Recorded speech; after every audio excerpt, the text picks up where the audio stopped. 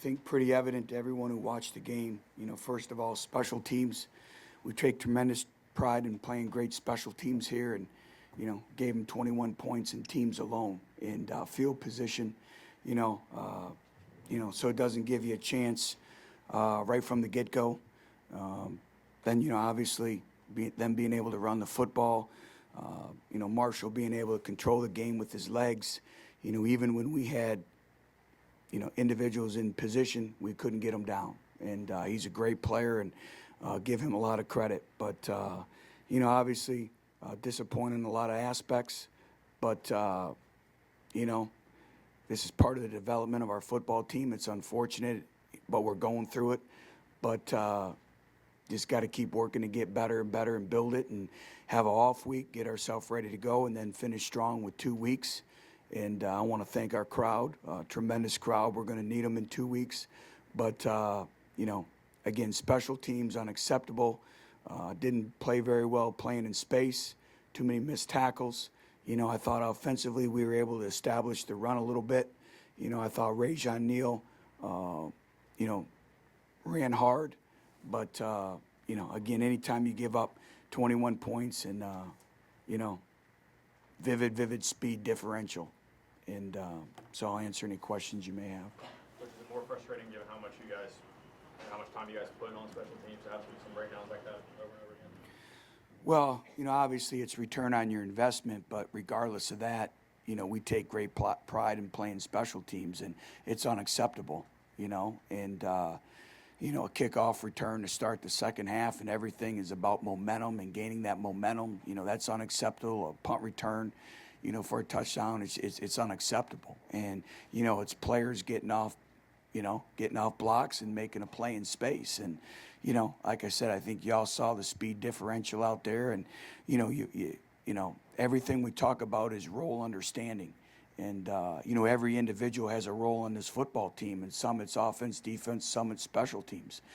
But you treat that role as though you're the best. You may get 6 snaps a game. I've always said it. If you're the left guard on the punt team, you're going to be the left guard in the country. You're going to be better than any left guard in the country. And that's everything. And that's just not signaling, don't go and look and see who the left guard on punt is, because, that's just an example.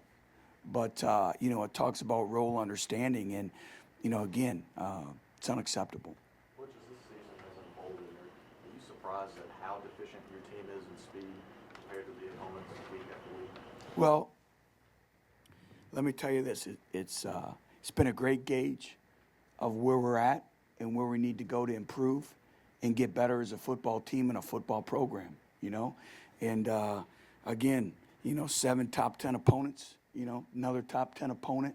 So it's, you see it on film, and but when you see it in person, so for me, it's a great measuring stick, a tool where we need to go with this football program, how we need to recruit, how we need to develop our players, but that still doesn't excuse what just occurred.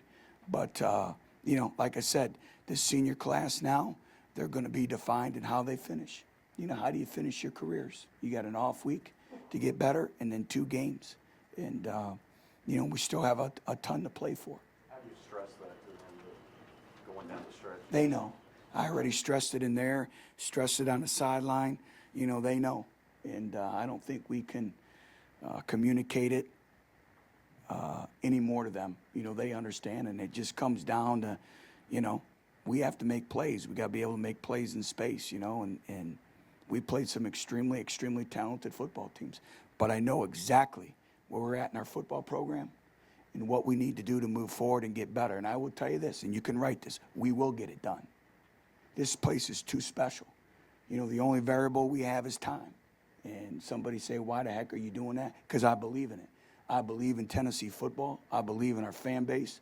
I gave up a lot to come here because I want to be a part of building something special and having that responsibility, getting Tennessee football back. And I love Tennessee. And our pride, our passion for this place drives us every day in recruiting, in developing our players. And, if it kills me, it kills me. But I'm going to put everything that I have in it to get Tennessee football back. Butch, the pick 6 to get back within 7 with 90 seconds left in the first half, and then just like that, it goes away. Had to be daunting.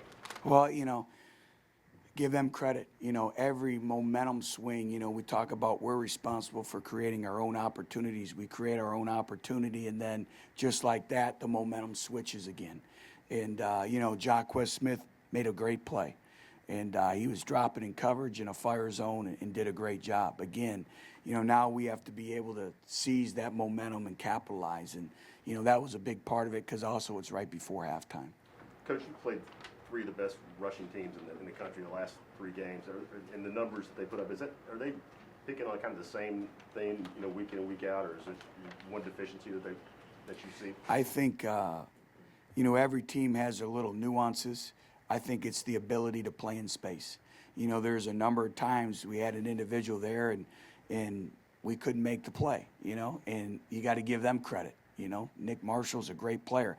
Tennessee's not the only school that they've done it against. So we played against, high-level competition, the quality of competition. But again, it's when you play a fast team like Auburn that has great team speed and a quarterback that has the elusiveness of Nick Marshall, you have to be decisive in the way you tackle. If you sit back and play on your heels, it's over with. And all week we talked about, shoot it, run your feet and shoot, run your feet and go. And there was a couple times we're in place and we sit back instead of just go, because even if you're aggressive and you miss, the pursuit is coming. But when you sit back, now they can gain ground as they continue to make you miss. Please, in your process of building this program, how important are the next 2 wins, a bowl game, and the extra practice time? Well, I think just, I'm going to go back to our original philosophy of focus on the process.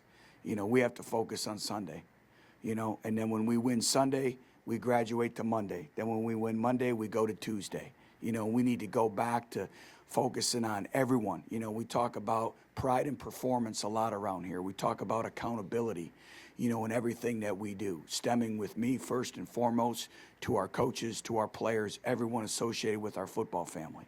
And so I think we just need to focus on one day at a time and winning each day. And if we do that, we're going to take great strides. But, I said it last week and I'll continue to say it. I'm disappointed. I'm not discouraged.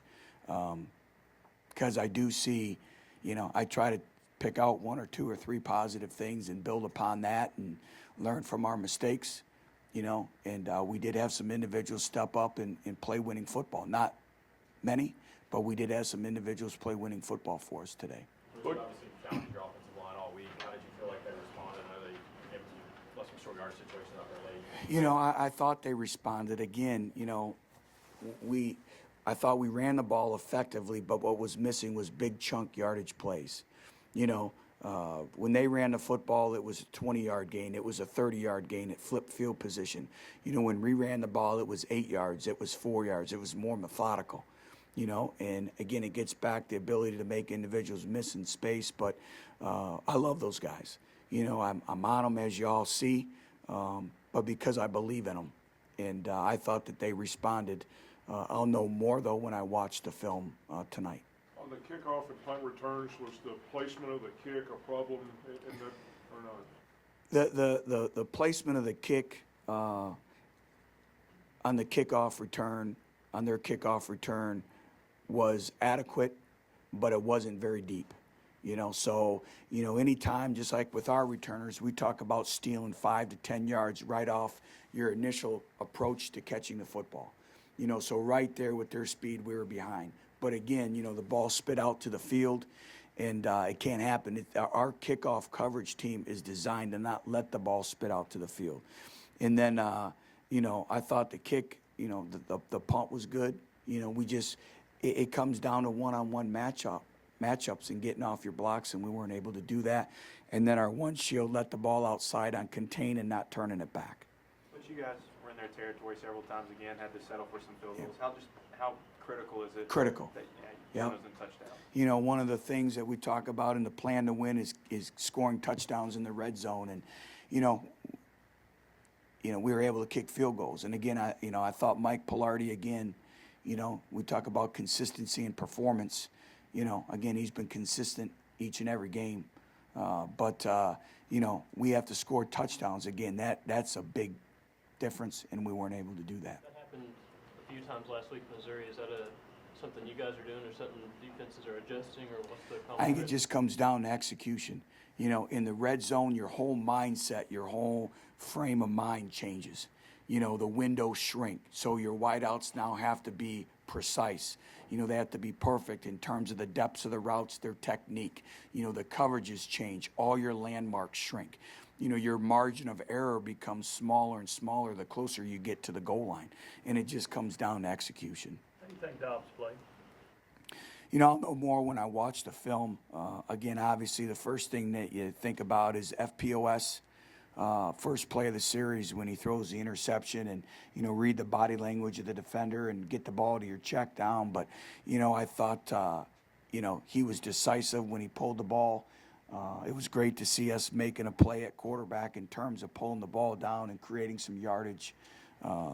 Again, you know, that's a lot to put on the shoulders of an 18-year-old playing against the competition that he's playing against. But if anyone can handle it, it's Joshua Dobbs. But I thought for the most part, he did some very good things, some positive things of continuing to move forward. You can establish lanes and pursuit angles, but when that speed factor is thrown in there, they have to recalibrate on the fly, and it almost mitigates those plans that you had. Correct. You know, the only chance when there's a speed differential like there is proper angles and pursuit angles. But the thing, you know, is if they outrun the angles, there's nothing you can do about it. You know, and the thing I have to look at when I watch the film is, you know, schematically, where we sound and where we're in positions to make plays. You know, and that's our job as coaches, to be able to put your players in positions to make plays. And, you know, sometimes that happens. That's competition. But, you know, I told our football team this, you know, with me, love isn't conditional. You know, I love our football team. I love our players.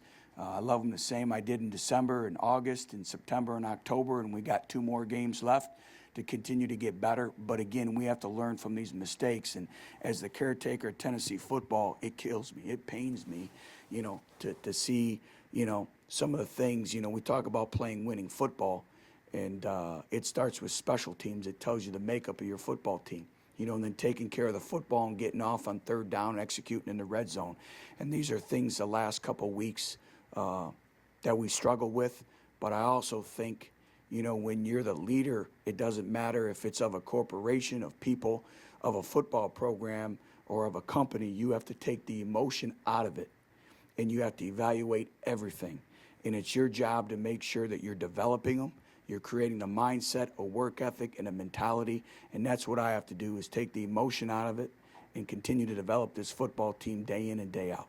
Butch, how much does this team need an open day? How much do you, when you read their body language, do you see them kind of emotionally and mentally beat down over what's happened the last 3 Well, games? they've been through a grind, you know, and you know, it's the most difficult schedule in the history of college football since 1993, you know. It's been a grind, you know, and we're playing high-level competition. But again, you know, we have to continue to learn from it, and we have to block out the clutter and the distractions, and we have to focus on that process of becoming better, you know. But I do, you know, we'll recalibrate, we'll come back, you know, we'll practice next week, we'll go out on the road recruiting a little bit, you know, just like we did, you know, the first bye week. But, you know, it's all about our seniors now and finishing for these seniors. They've been through so much, and they deserve, you know, they deserve to have some success. And so, you know, that's what we spoke about. But, you know, I haven't really thought about it. Is it coming at the right time? You know, I wish we could play tomorrow. I mean, that's, you know, but, you know, we have to go back and correct and try to improve on as much of our deficiencies as possible. Do you think your team got caught up in the clutter following the win over South Carolina and talk about winning 6 and talking about bowl games? Do you think they got caught up in the clutter, not in the day-to-day process that you guys spoke about? Absolutely not. I'll stop you right there, Brent. Absolutely not. You know, you're at practice. You see what I see. I see a team that comes to practice every day. I see a team that does the right things. They do everything that we ask of them. You know, I'm playing 6 games because I want them to know that, hey, there's something to play for. You know, there is a bowl game out there. You know, I think sometimes, these are 17 to 22-year-old individuals that can get caught up in the clutter and the distractions, and it's all about, hey, we're building something here. It doesn't happen overnight. Quick fixes fizzle out. So just focus on the process. So, I don't see that at all, and I think it's a byproduct too of playing some really good football teams. So I think it's a combination of a lot of those. But these kids haven't been caught up in any of that. They have a workmanlike approach, each and every day that they come to work. Is it schematically or athletically where Auburn sort of separates itself on the ground? Because that's not the first SEC game that Auburn's won without throwing it 10 times. Well, I think it's a combination. First of all, they have some very talented football players. Nick Marshall is dynamic. I said it in here on Monday. He's dynamic. And they have great running backs. They're physical. They have great team speed on defense. So, again, they're a top 10 opponent. I think what they do schematically challenges you. What they do a great job of is, being in the bunch sets and the tight formations, and everything in offensive football today is creating space and creating one-on-one matchups. My guy against your guy. They create those one-on-one matchups a little bit different than quote-unquote your, 4 and 5 wide spread offenses. But they still create that one-on-one space, with extra pullers, on the edge, double teaming the 3 technique, running counter schemes with the quarterback, so they do a great job, and they force you to play discipline, and they force you to make tackles in space, and they create hesitancy at times. Coach, have you ever had a coach get hurt celebrating in your experience? And what did you say to him, and did that change anything for you? No, absolutely didn't change anything. I think it's a coach who loves his players, and we get excited, and Rajon Meal made a great play. And it's not the first time that has happened. But again, Robert puts a lot of effort and energy into coaching those backs. And I think, if anything, it shows you how much we care about our players. Anything else, guys? All right, thanks very much. Thank you. He lacks a little athleticism right now, though.